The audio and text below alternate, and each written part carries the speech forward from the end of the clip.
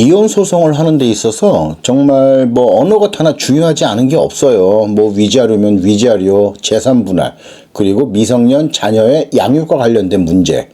이 중에 어느 걸 하나 쉽게 포기할 수는 없는 겁니다. 하지만 이 사람에 따라서 가장 중요하게 생각하는 건 또 따로 있어요. 그런데 이제 그 중에서 이제 자녀의 양육권에 대해서 엄청 중요하게 생각하시는 분들이 많습니다.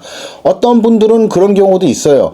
내가 재산 다 포기해도 좋으니까 아이만 데리고 왔으면 좋겠다. 이제 이렇게 말씀하시는 분들도 많으셨습니다. 그래서 오늘은 이제 이혼 소송을 하는 데 있어서 이제 양육권 결정할 때 좀 중요하게 생각하는 부분에 대해서 한번 말씀을 드려볼까 해요. 물론 뭐 이는 뭐 여러 가지가 있겠지만 제가 그동안 이제 우리 변호사님들하고 같이 일을 진행을 하면서 느껴왔던 걸 제가 한번 말씀을 드려볼게요.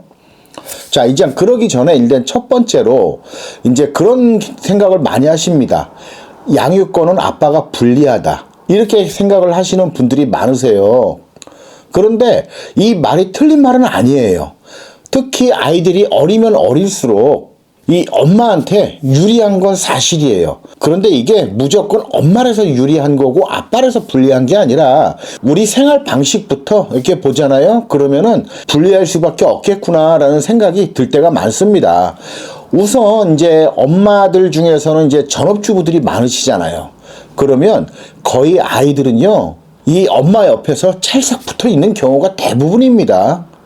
잠잘 때도 뭐 밥 먹을 때도 잠깐 나갈 때도 항상 엄마 손 잡고 다니고 엄마 등에 업혀 다니고 많이 그러잖아요. 반면에 아빠들은 이제 경제 활동을 해야 되니까 이제 밖에서 보내는 시간이 많잖아요. 그만큼 아이하고 떨어져 있는 시간이 많은 거죠. 그러니까 이제 이러한 생활 방식만 보더라도 아이 입장에서는 그 친밀도라는 게 엄마하고 더 가깝지 아빠하고 더 가깝지는 않거든요. 물론 뭐 아빠가 일 끝나고 집에 들어오면 아주 조그마한 꼬맹이들이 아빠 하고 막 달려가서 안기기도 하죠. 참 보기 좋습니다. 그런데 이제 굳이 둘 중 한 사람을 정해야 된다면 이 이혼이라는 게 그렇잖아요. 그때는 이런 여러 가지 친밀도 그리고 아이의 정서를 생각했을 때 엄마가 더 적합하다라는 판단을 해서 엄마한테 양육권 가는 경우가 더 많은 것이죠. 그러니까 이 아빠가 뭐 아이를 키울 수 없는 그런 부적격자라서 양육권이 안 가는 게 아니에요. 그러면 법원에서는 양육권을 결정할 때 무엇을 가장 중요하게 생각을 할까요? 그냥 이거는 첫째도 둘째도 셋째도 무조건 아이 복리입니다. 복리. 아이가 어떻게 하면 안정적으로 잘 자랄 수 있을까? 이 부분을 가장 중요하게 생각합니다. 그러니까 제가 쭉 보니까요. 엄마, 아빠의 뭐 경제적인 능력, 물론 이것도 중요하겠지만 이는 어디까지나 그냥 양육권을 결정하는 데 있어서 그냥 참고 사항 중에 한 가지일 뿐인 것 같아요. 그래서 제가 생각하는 이 양육권에서 가장 중요한 거는요, 양육의 계속성 같습니다. 계속성. 그러니까 지속성이죠.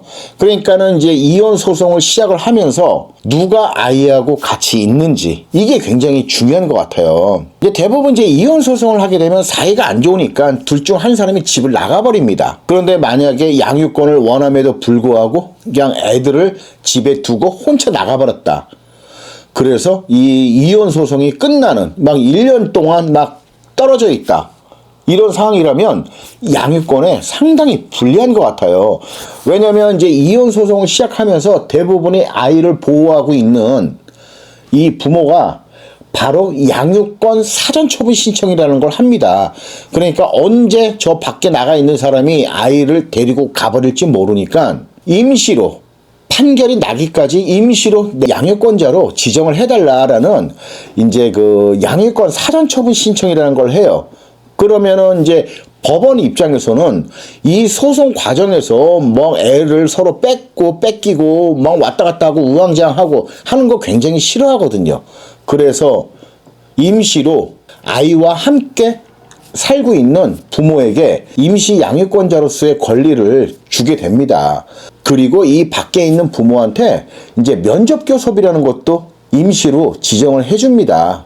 그렇기 때문에 뭐 만약에 아이를 데리고 있는 부모가 뭐 알코올 중독자 아니면은 정신적인 문제가 많거나 아이를 심하게 뭐 학대를 하거나 뭐 폭력을 쓰는 경우가 아니라면 대부분 아이를 데리고 있는 이 부모가 양육권에 많이 유리하더라고요. 그러니까 이게 다 양육의 지속성이거든요. 왜냐면은 아이가 한쪽 부모하고 계속 살아왔는데 판사님이 어느 날 갑자기 너 저쪽으로 가 이래버리면 아이는 엄청 혼동을 할 거 아닙니까? 그리고 아이는 이미 한쪽 부모와 살고 있으면서 그 생활에 딱 적응을 해버렸어요. 뭐 유치원을 다니던 뭐 학교를 다니던 그냥 그 한쪽 부모하고 살아가는 데 있어서 완전히 적응이 돼버린 거죠. 그런데 이런 상황에서 상대방 부모가 뭐 돈이 더 많다든지 아니면은 주변 환경이 더 좋다든지 이런다고 해서 무조건 그쪽으로 보내거나 하지는 않거든요. 그래서 이제 정말 양육권을 원하신다면요. 일단 제일 중요한 거, 아이하고 떨어져 지내면 안 되는 겁니다. 그러니까 일단은 정말 자기 자신이 이혼 소송을 해서 양육권을 가지고 오고 싶다면 아이하고 떨어지면 안 되고요.